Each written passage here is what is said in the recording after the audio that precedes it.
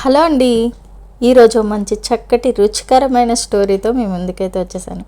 రుచికరమైన స్టోరీ అని ఎందుకు అంటున్నానంటే, అన్నంతో వడలు ఎలా చేసుకోవాలో ఈ స్టోరీలో తెలుసుకుందాం. ఇక స్టోరీలోకి అయితే వెళ్ళిపోదాం. ఒకానొక గ్రామంలో అన్నపూర్ణమ్మ అనే ఒక వృద్ధురాలు ఉండేది.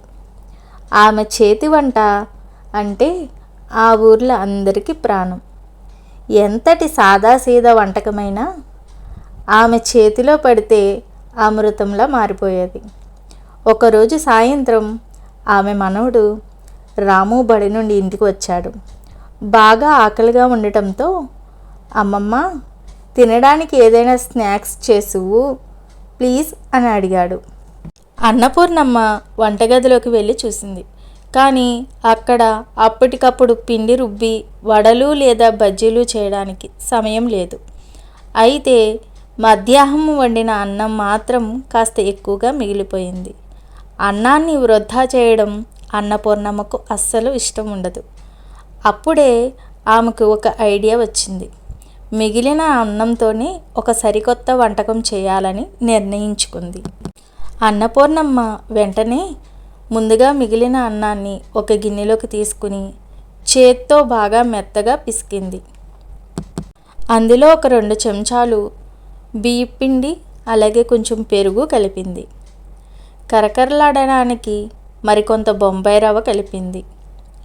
రుచి కోసం సన్నగా తరిగిన ఉల్లిపాయ ముక్కలు, పచ్చిమిర్చి, అల్లం ముక్కలు, కరివేపాకు, కొత్తిమీర, తగినంత ఉప్పు, కొద్దిగా జీలకర్ర వేసి పిండి బాగా కలుపుకుంది.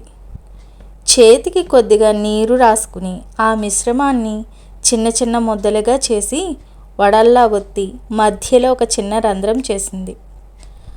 స్టవ్ పై మూకుడు పెట్టుకుని నూనె వేసి వేడి చేసి వడలను బంగారు రంగు వచ్చే వరకు కరకరలాడేలా వేయించింది.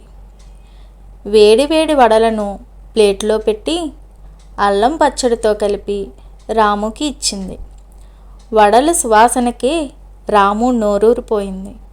టక్కున ఒక వడ నోట్లో పెట్టుకున్నాడు. అబ్బా ఎంత బాగుందో! అమ్మమ్మ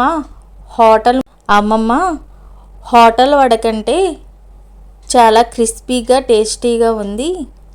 మినప్పప్పు ఎప్పుడు నానబెట్టావు, ఎప్పుడు రుబ్బావు అని ఆశ్చర్యంగా అడిగాడు. అన్నపూర్ణమ్మ నవ్వుతూ, ఇది మినప్పప్పుతో చేసిన వడ కాదు నాన్న, మధ్యాహ్నం మిగిలిపోయిన అన్నంతో చేసిన వడ అంది. రాము నోరు వెళ్ళబెట్టాడు. మిగిలిపోయిన అన్నంతో ఇంత రుచికరమైన వడలు చేయవచ్చా అని ఆశ్చర్యపోయాడు. ఆ రోజే రాము ఒక మంచి విషయం నేర్చుకున్నాడు. అన్నాన్ని ఎప్పుడూ వృధా చేయకూడదు. కాస్త ఆలోచిస్తే దాంతోనే అద్భుతమైన వంటకాలు చేయవచ్చు అని. ఈ వీడియో మీకు ఎలా అనిపించిందో కామెంట్స్లో తెలియచేయండి. అలాగే మన ఛానల్ సబ్స్క్రైబ్ చేసుకుని సపోర్ట్ చేయండి. మరొక వీడియోలో కలుసుకుందాం.